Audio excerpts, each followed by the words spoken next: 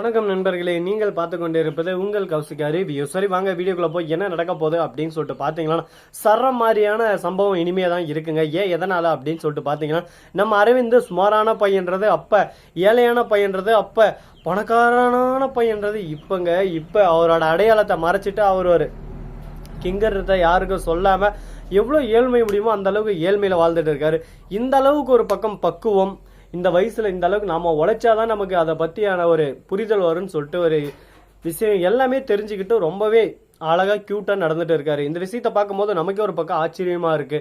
அதே சமயத்துல ரஞ்சிதத்தை பொறுத்த வரைக்கும் எப்படியாவது இவரை கரெக்ட் பண்ணிடணும் அப்படின்னு சொல்லிட்டு ஒரு எண்ணம் இருக்கு. மறுபக்கம் நம்ம அன்னபூர்ணி பிளான் பண்ண மாதிரி ஆள் வச்சு அப்படியே சும்மா ராஜேஸ்வரி மண்டியில பொட்டுன்னு ஒரு அடி உடனே பார்க்கணுமே, ராஜேஸ்வரி அப்படியே சுருண்டு விழுறாங்க.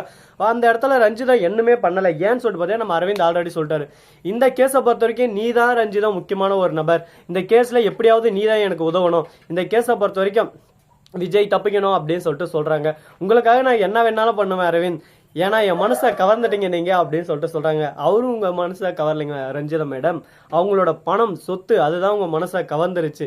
சரி, விஜய் இதுக்கு மேல கிடைக்க மாட்டாரு, அவர்கிட்ட சொத்தும் இல்லை இப்ப, ஆனா இவங்கிட்ட இப்ப சொத்தா இருக்கு, இவனை கரெக்ட் பண்ணா ஒரேடியா செட் ஆயிடலாம் அப்படின்னு சொல்லிட்டு ஒரு கேவலமான எண்ணத்தை வச்சுன்னு இருக்காங்க ரஞ்சிதம். ஆனா இந்த எண்ணம் எல்லாத்தையுமே உடைச்சு அவங்க மனசுக்குள்ள நான் உண்மையா பாசமா இருப்பேன் அப்படின்னு சொல்லிட்டு நம்ம அரவிந்துக்குள்ள ஒரு எண்ணம் இருக்கு. அந்த எண்ணம் தாங்க அவரை எங்கேயோ கூட்டிட்டு போக போகுது. இது ஒரு சந்தோஷமான விஷயமா இருந்தாலும் மறுபக்கம் என்ன நடக்குதுன்னு சொல்லிட்டு பாத்தீங்கன்னா, நம்ம கதிரேசன் இருக்காருல்ல, அவர் வந்து ஒரு பக்கம் அந்த டிரைவர் தம்பி கிட்ட எவ்வளவோ முயற்சி பண்ணாரு, அவரை வச்சு இந்த பிளான் அப்படியே இப்படி முடிச்சு இப்படி எட்டுன்னு போயிடலாம்னு சொல்லிட்டு, இந்த பருப்பெல்லாம் இங்க வேகாது ராசா, உன் பருப்பெல்லாம் வேற எங்கேயாச்சும் வேக வச்சுக்கோ, அந்த இடத்துல உன் பருப்பு அல்டிமேட்டா வேகும், ஆனா இந்த இடத்துல வாய்ப்பு இல்லை, ஏன்னா இது எங்க ஏரியா அப்படின்ற மாதிரி ஒரு ஆணவ திமுறை காட்டிட்டாங்க. இதுக்கப்புறம் வாய்ப்பு இருக்கான்னு சொல்லிட்டு பார்த்தீங்கன்னா கண்டிப்பா வாய்ப்பு இல்லைங்க. இதுக்கப்புறம் நாங்க தான் எல்லாம் அப்படின்ற மாதிரி ஒரு பக்கம் இருக்காங்க. பார்ப்போம் என்னென்ன நடக்க போகுது, ஏது நடக்க போகுதுன்னு சொல்லிட்டு. இந்த விஷயம் இதோட முடிஞ்சிடும் அப்படின்னு சொல்லிட்டு எல்லாரும் எதிர்பார்த்தாங்க. ஆனா முடிகிற விஷயமாங்க, இது முடிகிற விஷயம் இல்லை, இதுதான் தொடக்க விஷயம் அப்படின்னு சொல்லிட்டு சொல்லலாம். அது மட்டும் இல்லாம கதிரேசன் இருந்துகிட்டே சரி ஓகே, இதுக்கு மேல நம்ம டைம் வேஸ்ட் பண்றது வேஸ்ட், இந்த ரஞ்சிதா ராஜேஸ்வரி எங்க போனான்னு தெரியல, அவங்க மட்டும் என்ன ஏமாத்திட்டாங்க, அவர் ரெண்டு பேரும் கைமா பண்றேன் அப்படின்னு சொல்லிட்டு ஒரு பக்கம் எண்ணத்தை வளர்த்துட்டு இருக்காங்க. ஆவேசத்துல உச்சத்துல இருக்காங்க. அவங்க நினைக்கிற மாதிரி நம்ம ரஞ்சிதா ராஜேஸ்வரி ஏமாத்திட்டாங்களான்னு சொல்லிட்டு பார்த்தா கண்டிப்பா இல்லை, அவங்களோட சூழ்ச்சி வலையில மாட்டிக்கினாங்க.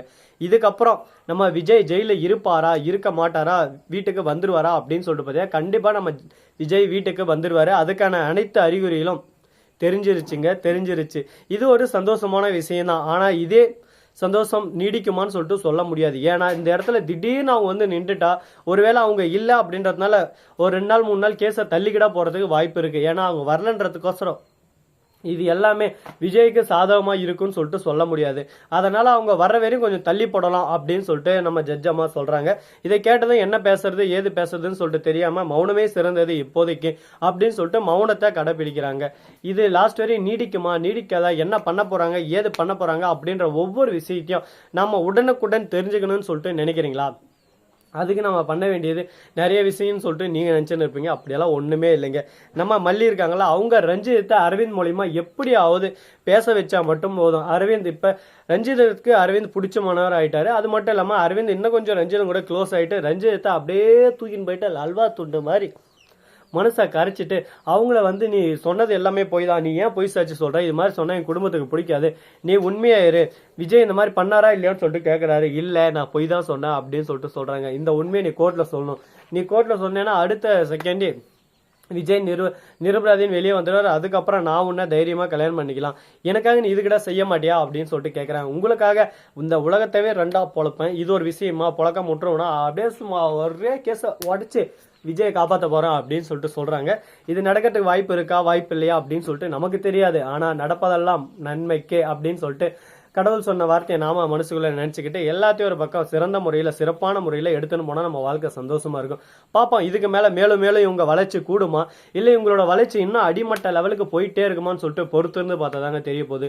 இது மட்டும் சாதாரண அடின்னு சொல்லிட்டு நம்ம சொல்ற முடியாது. இன்னும் நிறைய விஷயங்கள் இவங்களுக்குள்ள இருக்கு. ஆனா எதையும் வெளியே காட்டிக்காம இருக்காங்க. அது ஒவ்வொரு விஷயத்தையும் நாம உன்னிப்பா கவனிச்சா மட்டும்தாங்க தெரியும். அது மட்டும் இல்லாம நிறைய சூழ்ச்சிமம் இது எல்லாமே நடந்துகிட்டு இருக்கு விஜய்க்கு எதிராக. விஜய் வெளியே வந்துட்டா அதுக்கப்புறம் யாராலையும் ஒன்றும் பண்ண முடியாது, விஜய் தான் இங்க அப்படின்ற லெவலுக்கு அவரு வந்துருவாரு. ஏன்னா கூட இருக்கிறது தேவசேனாங்க. தேவசேனாவை பத்தி கம்மியாக இடப்படக்கூடாது. ஏன்னா அவங்களோட திறமைக்கு அவங்க இங்க இருக்க வேண்டிய ஆளே இல்லைங்க. அவங்களாம் வேற மாதிரி வேற மாதிரினா எந்த மாதிரிரா அப்படின்னு சொல்லிட்டு நீங்க கேட்கலாம். நீங்க நினைக்கிற சிந்தனைகள் எதுவுமே இல்லைங்க. அவர் ஒரு அந்த மாதிரி திறமசாலி, அந்த மாதிரி நிறைய புகழலாம், அந்த மாதிரி ஒரு ஆளு. அந்த பர்சனுக்காக நம்ம எந்த அளவுக்கு வேணா ரிஸ்க் எடுக்கலாம், தப்பு இல்லை அப்படின்ற ஒரு இதில் தான் இருக்கு. பார்ப்போம் இன்னும் என்னென்ன பண்ண போறாங்க, ஏது பண்ண போறாங்க அப்படின்ற ஒவ்வொரு விஷயத்தையும் நீங்க தெரிஞ்சுக்க போறீங்க. இந்த வீடியோ உங்களுக்கு பிடிச்சிருந்தா லைக் பண்ணுங்க, கமெண்ட் பண்ணுங்க, ஷேர் பண்ணுங்க, டிண்டிங் பெல்ல தட்டி விட்டு போங்க.